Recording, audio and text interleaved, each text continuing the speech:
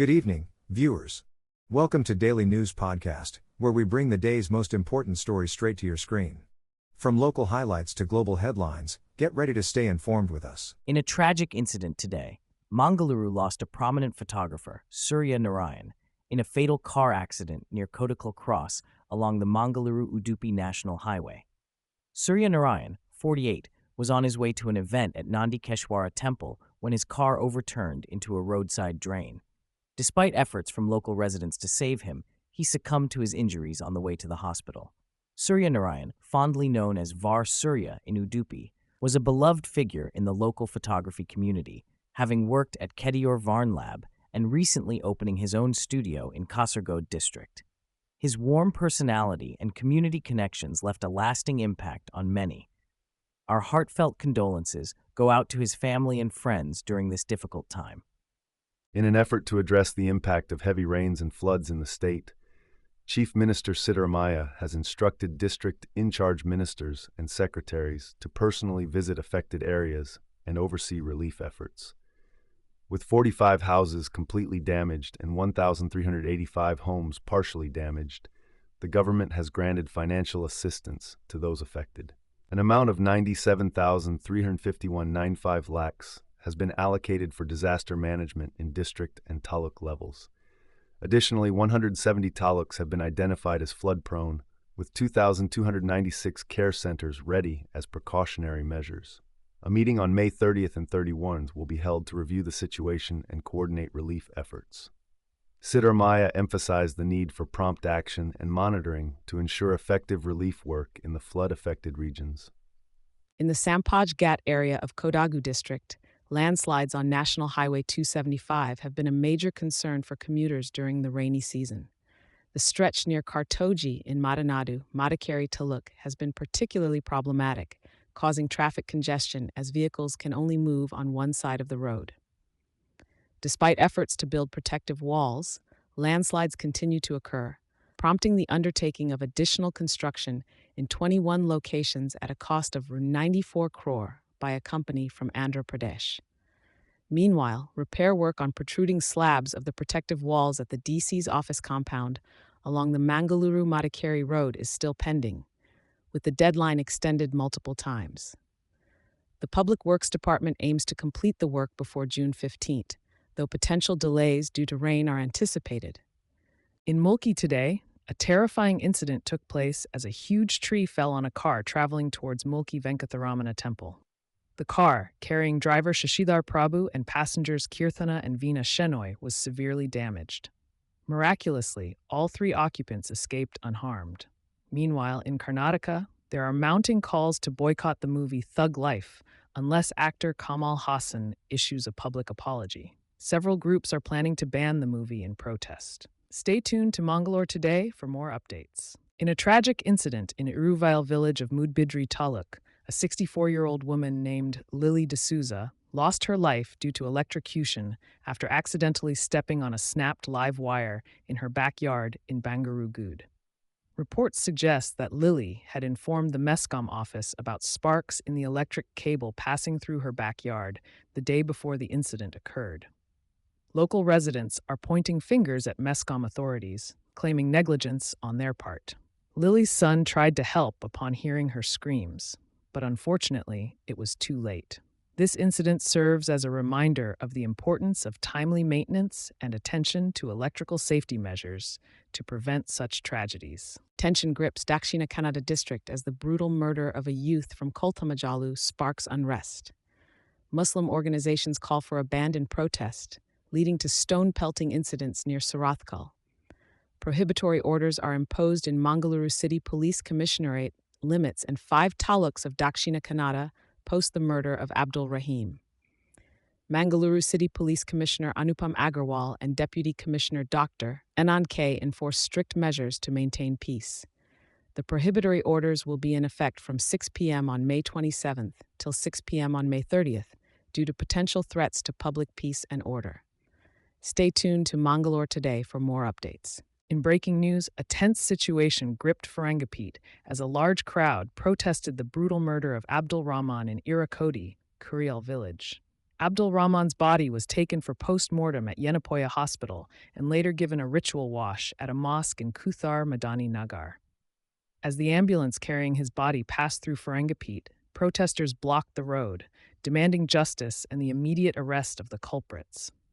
Police struggled to control the crowd, but eventually the procession continued to Rahman's home in Kolata Majalu, Bantwal Taluk.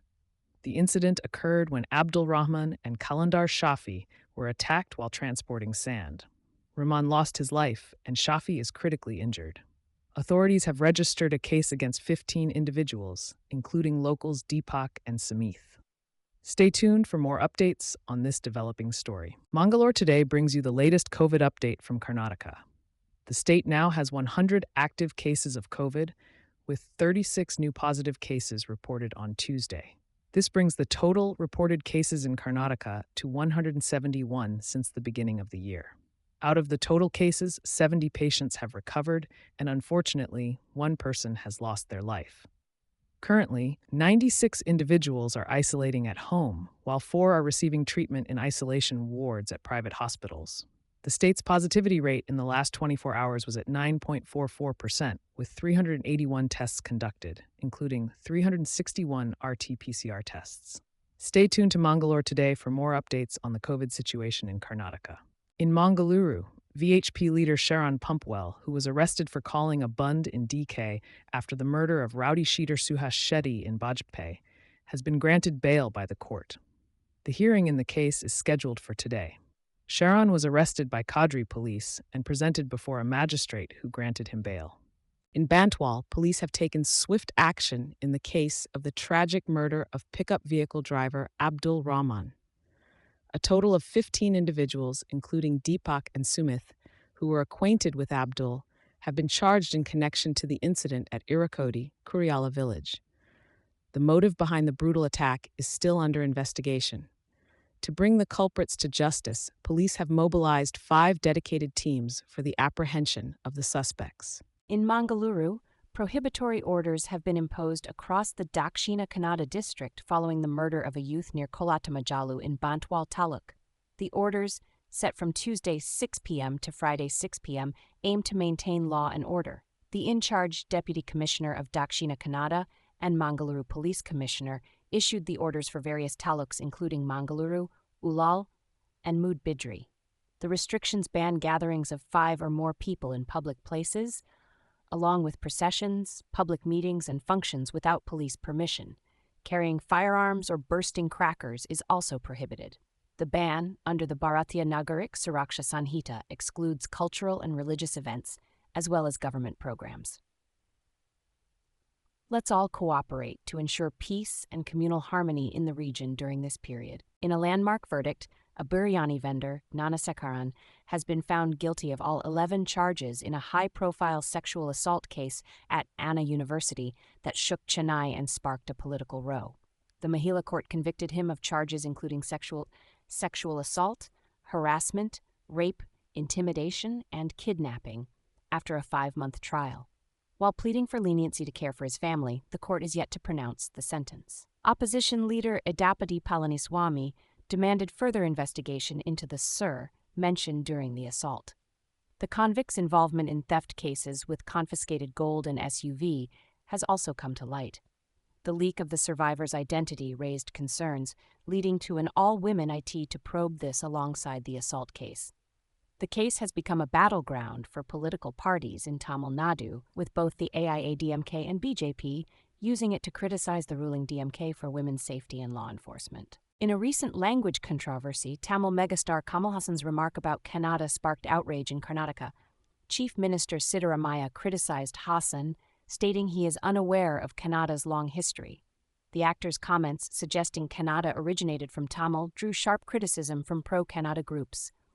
Karnataka BJP chief Vijayendra Yediyurappa demanded an apology, calling Hassan's behavior uncultured and arrogant. Praveen Shetty of Karnataka Rakshana Vedika threatened to ban Hassan's upcoming film Thug Life in Karnataka if he continues speaking against Kannada. Hassan's remarks have reignited tensions between the two states. The controversy continues as the release of Thug Life approaches on June 5th. Amid escalating tensions in Karnataka, The upcoming release of the much-anticipated movie Thug Life, directed by the legendary duo Mani Ratnam and Kamal Haasan, faces backlash over controversial remarks made by Kamal Haasan during the audio launch event. The actor's statement claiming that Kannada was born out of Tamil has sparked outrage among Kannadigas, leading to calls for boycotts and demands for a public apology. Various groups in Karnataka, including the Karnataka Rakshana Vediki, have voiced their anger and threatened to ban the movie unless Kamal Haasan addresses the issue. The situation remains tense as the cast and crew stay silent amidst mounting criticism, with the movie's release date approaching on June 5, 2025. Stay tuned as the controversy continues to stir public outrage in the region. Mangaluru, June 7, 2025. The U.S. administration's plan to tighten the student visa process has raised concerns among international students. The U.S. State Department has initiated stricter vetting procedures alongside social media surveillance for visa applicants. Emphasizing the rigorous screening process, spokesperson Tammy Bruce stated that every individual, including students and tourists, will undergo thorough scrutiny before entry.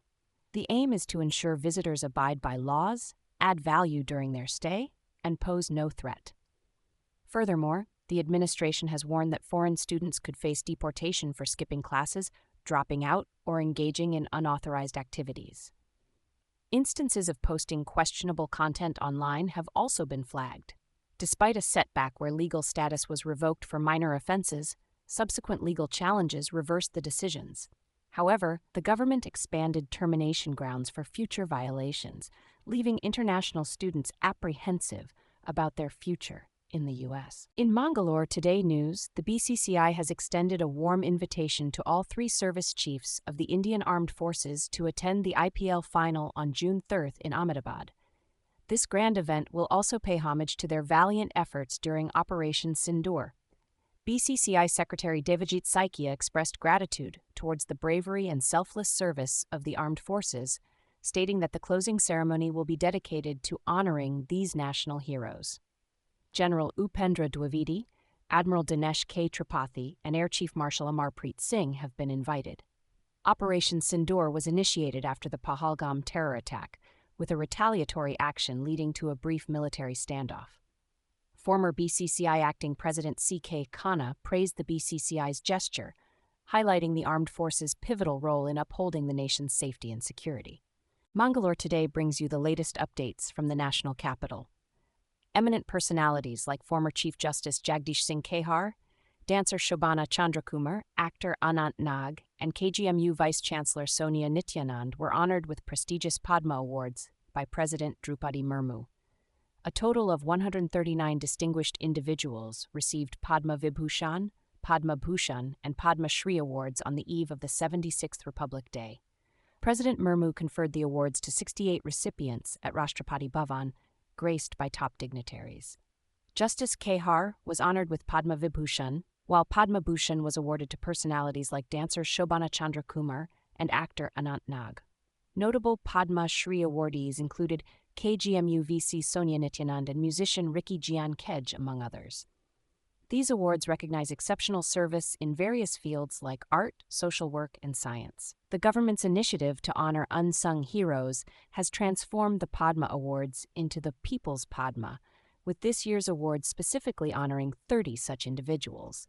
Instituted in 1954, the Padma Awards are a symbol of recognition for outstanding contributions across diverse fields, making them accessible to all deserving individuals, irrespective of background.